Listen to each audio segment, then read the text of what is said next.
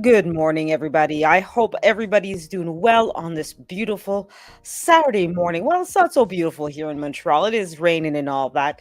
But I hope that either way that you guys have a great weekend, a great long weekend, because I know for most of us, it is the first coming up on Sunday. So tomorrow.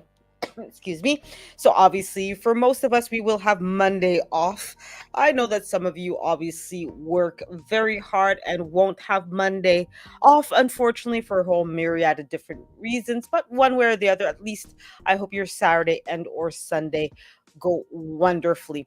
So today I'm going to be presenting the witch's hammer, part one, the second question. I know I was supposed to do this last Saturday, but ended up being very busy and having other things to do, technical difficulties with my computer, which I still am having. I'm still haven't figured out how to, because I did try to test my account on other computers and I do access the volume when I share a video on my computer. I cannot hear, I can hear, but nobody else can.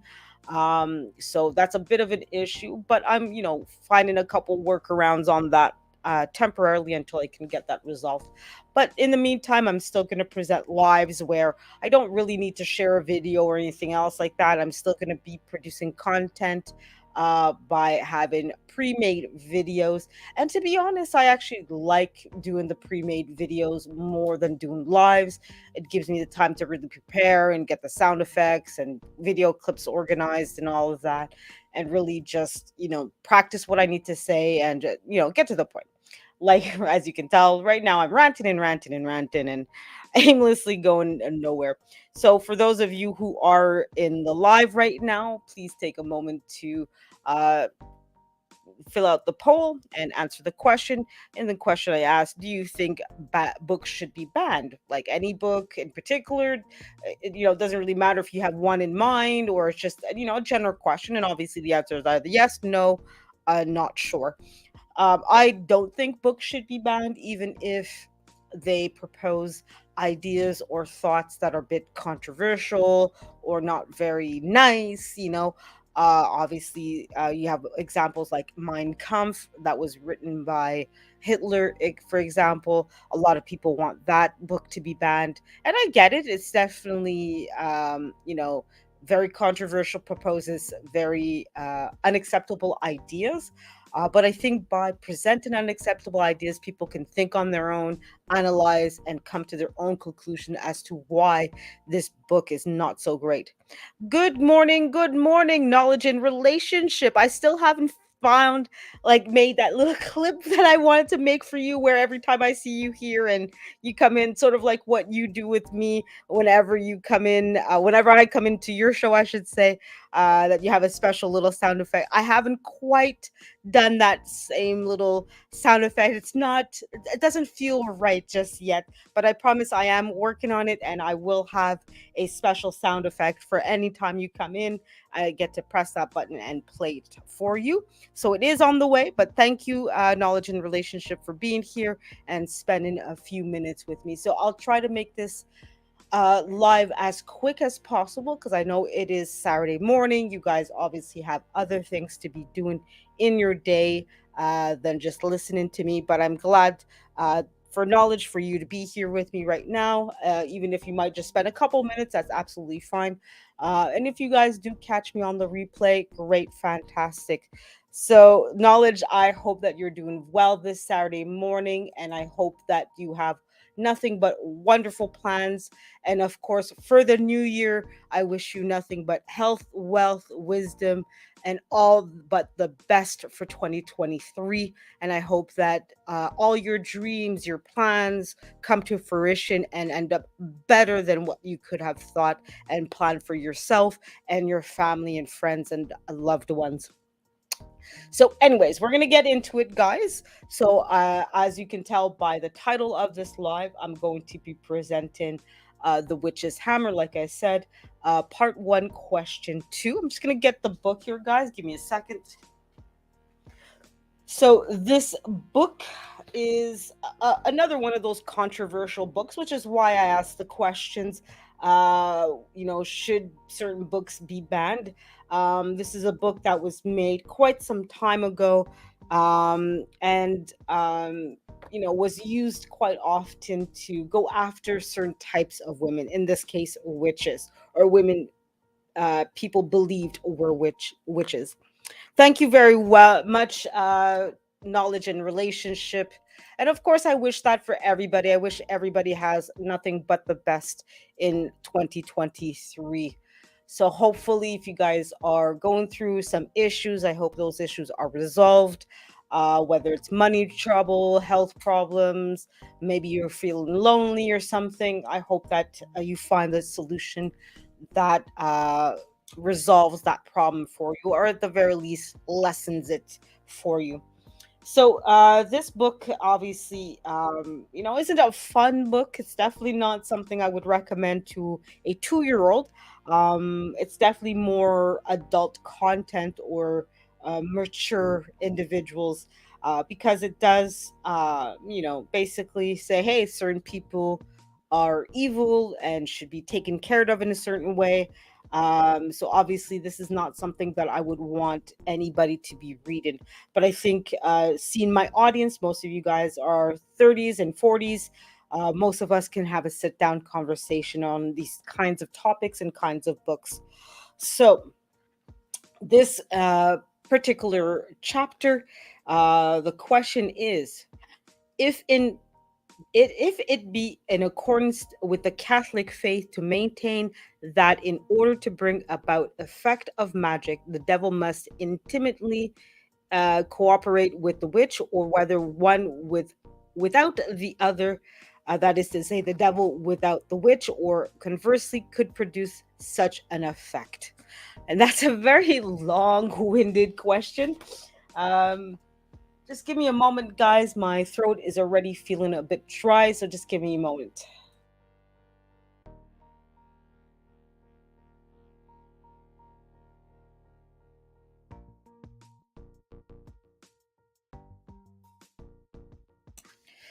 Sorry, guys. Just gonna have a little bit of my sip of tea, and I'll be right back with you guys.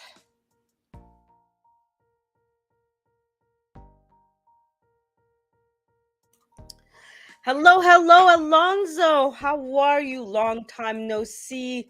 Shout out to you, Alonzo. Guys, go check him out. Great channel, great content. Nice to see you here. I wish you, Alonzo, that you have nothing but the best in 2023. Health, wealth, and wisdom for you. Oh, hello, Frosty Gaming and more. Hello, hello. I believe this is the first time I'm seeing you here, but thank you so much. So for those of you who just came in, so Frosty and Alonzo, today I'm going to be reviewing question number 2 of the Witch's Hammer. I did just read the question, but I'll summarize what it is. So basically, the authors of the book are asking, can magic occur by the devil by himself without the need of a witch, or vice versa? Oh, you've read it. Excellent. Good, good. So definitely let me know what your thoughts are as I'm presenting mine. I'm basically going question by question, part by part. So I'm not reviewing the entire book, because it is a pretty big book with a lot of ideas. So obviously, it would take too long, in my opinion, for me to present the whole book as one, since there's a lot of ideas being presented here. So that's why I'm basically just going chapter by chapter. And I do know I have to get back as well to my review of the 48 laws of power as well, because that's another one that's pretty hefty, pretty big ideas. And I don't want to like miss out on some of the ideas that are presented. So yeah, so we'll get into it. So basically, the author presents the idea as to whether or not magic can occur by itself when produced by the devil or a witch, right? So as far as the devil concerns, obviously, in the book they switch with the devil or the devils. So obviously, in the Catholic faith, the idea of Satan and devil and evil and all that, right? It's not necessarily one person, right? Certainly there is the idea of something that embodies evil, right? So there is this idea of Satan, but Satan can also be several people, right? So you see that kind of idea and talk in this book where um it's really uh like these little grammatical differences, like devil plural or singular, right? So um in this book, in this part of the book, he's making it clear that, like, look, we have evil as a whole, and then you have evil as evil agents as well, right? So he presents three parts of the idea, right? So the devil needing um needing the witch to do magic to have impact on the world, the devil not needing, he can do evil all by himself, right? And then witches having to need the devil. Now obviously their fourth part, I didn't really see that in this chapter, where the witch can do magic on her own, right? So for example, when he talks about uh, the devil needing, not sorry, uh, not needing witches to act on the world, he presents two examples from the Bible, right? All the ills that happened with Job. So obviously, Job went through a lot of things. I'm not going to go into detail over Job and a theological presentation, right? There are plenty of videos and better theologians than me that will go into it in great details to all the misadventures that went through Job. But in this book, they use that as an example, as the devil going into the world and basically doing witchcraft on his own without the need of any human intervention. And then he also presents the idea of Sarah and her seven husbands, right? So here he's, using that example to say, well, the devil caused her to lose seven husbands without the need of anybody else to do so, right? So as we know, Sarah had several husbands, several difficulties with each, etc. So in this book, the authors are saying, well, look, the devil doesn't need anybody to do evil in the world. But the other argument that he says is that no, in fact, because the devil is a spirit and not a human being, that the devil does actually need to have some kind of human intervention in order to act in the world, right? He does need, there can't be direct contact between the spirit world and the physical world, right? So the devil kind of needs to whisper in the ears of a human being in order for something to happen, right? So that whole idea of having a good angel and a bad angel on each shoulder, right? So the good angel on the right of your right shoulder and the devil on the left shoulder, right? Because the left, and I'm not too sure how this idea came about, but the left is considered sinful and a representation of the devil, etc. That's why for a long time left-handed people were kind of like looked upon with a negative eye, right? So in this case, the author is saying, well, no, you have, in order for the devil to impact the world, he has to intervene through a human being, which is why witches were pursued so much, right? Because without the witch, the demon, the devils, all these bad, evil spirits could not impact the world. And he gives the example of people passing by a dead body, a deceased human being, even if that person cannot see the body, right? The fallen person, that they sense it in their being that, ooh, there's something, in French, we would say frisson. You get shivers when, something around you happened that's bad, right? Obviously, people passing away is not a fun thing. It's not a good thing, right?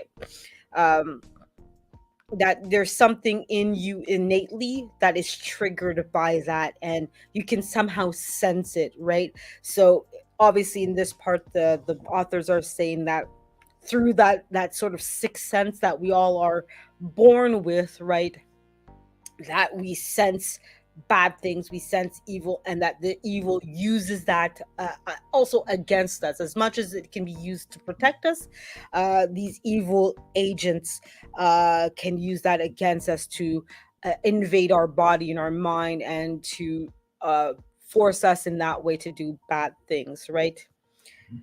The last part, and like I said, this is going to be a quick video, so maybe another 5-10 minutes of me talking, and then we're gonna head out. So in the last part, obviously the author says that, well, a woman, because obviously it's mostly women that here, but he does mention men having magical powers as well. Um, that overall women can be influenced, and again it goes with that idea that we human beings have a sixth sense, where we have this innate connection with God and the supernatural, and um, it could be used against us, and that if we really want to have an impact on other things, we would need the help of something else above and beyond us, right? So he gives examples of how witches have all these different tools that they use in order to truly connect 100% of the way with that supernatural world that we're all connected to some degree, right? But that it's a superficial connection, right? And that is a connection that, and he does say it in the book earlier on, that things happen with God's permission, right? So you obviously see here the idea that even with evil, excuse me, even with bad things, that it has to happen with God's consent, right? If God really wants to stop things, while God is all powerful, all knowing, and would stop things from truly happening. So it also goes into that idea that even bad things are God's will, right? God has a mysterious plan. We don't know as human beings what God intends, what he has for us, right? So basically, this book is saying that the devil could do with or without human beings when doing evil, but for us as human beings, we definitely need a third party, another person or something, in order to act in a supernatural way, right? We can't just do it on our own, because even though the connection is there, we have to have some kind of tool like the witch's cauldron or something, or a wand or whatever. Like I'm using these tools as, obviously we all know what a cauldron is and a wand. We've all seen Harry Potter enough, right? So obviously, um, it's saying that, basically we as human beings, although we're powerful, we have our abilities, we're not all powerful, right? And the devil, because he is a spirit, he is a fallen angel, does have more power than us as human beings, but is not all powerful like God, right? Only God is all powerful, at the very least in the Catholic faith. So for him, that's why there's these degrees of power, and that, okay, a witch, can't do everything, uh, and needs help, while as the devil can do things with or without us, regardless. So that's pretty much what I want to say about this book. As usual, this is only the second chapter that I've read, but you can tell that it's not written in modern English, and it did need to be translated. And even though it was translated into modern English, there's certain sentences, like even just the question, I'm like, really? What are you trying to ask here? It was it's a very difficult book to read. I definitely would not, just because of the English that's being used, it's not a book I would recommend uh to like read to your 5-year-old, and, just because of that already by itself. But like I said earlier, the content as well, It's sensitive matter, and I agree with you, Frosty. I don't think books should be banned, but you also have to be aware that not all content is appropriate for everybody.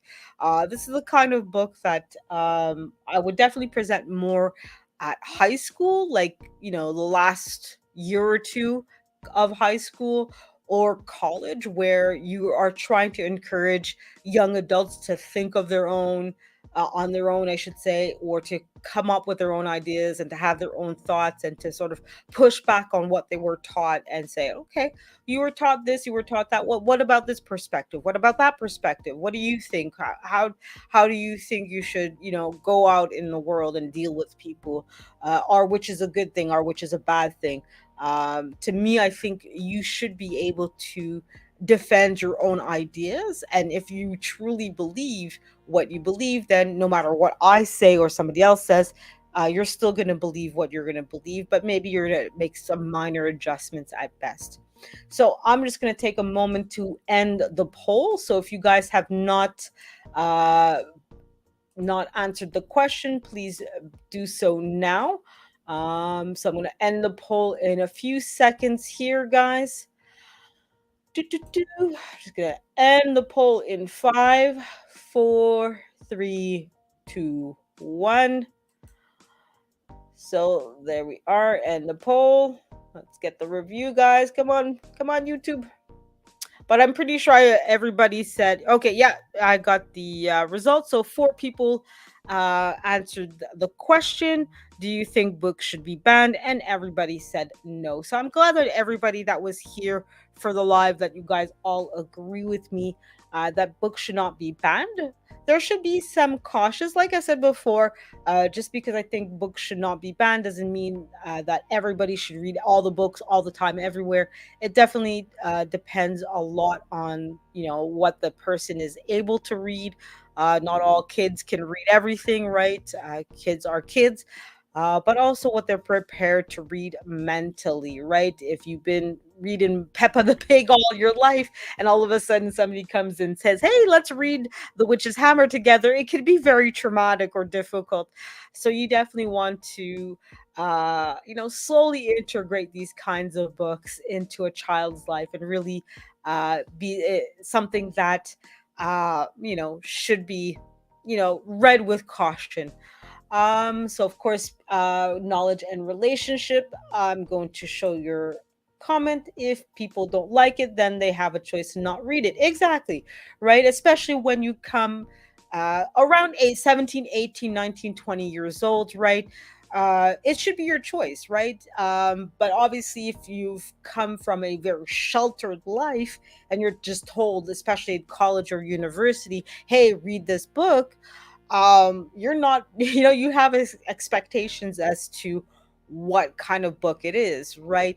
So you should get some warning and say, hey, yeah, this book is maybe controversial or might be triggering or something. Oh, oops, sorry, I'm just getting a call. Give me a second, guys.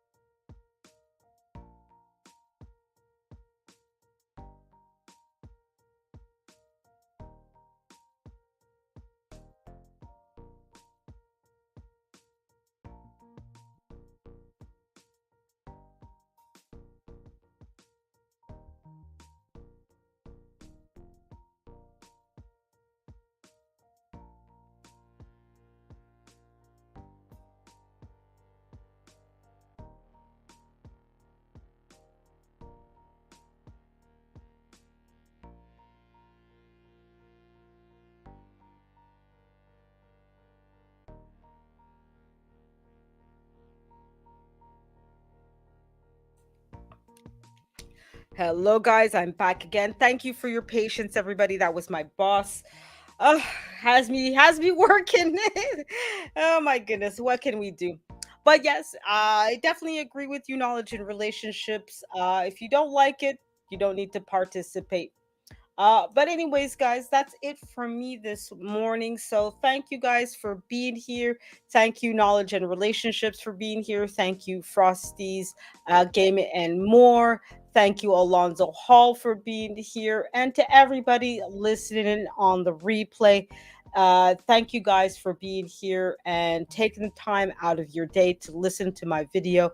And I hope that you guys have a great Saturday. And I hope that the new year is nothing but wonderful and fantastic for everybody. And I truly wish nothing but the best in 2023 for everybody listening, regardless, because we all deserve better in our lives. And I genuinely mean that for everybody. So I hope everybody has a wonderful day. And I will be seeing you guys tomorrow as well. I do have a couple of videos coming out, one that will premiere literally at 11:59 p.m. I did was pointed out, hey, you have this set for 11:59 a.m. I'm like, oh, that's meant to be for p.m. Let me change that. So, but that one will be a very, very, very short video. So I hope everybody that you guys have a great end of year, that your Saturday is nothing but wonderful, regardless, and that 2023 will be a fantastic year for you, hopefully. So I'm out, guys. Have a great one. Love y'all. Bye.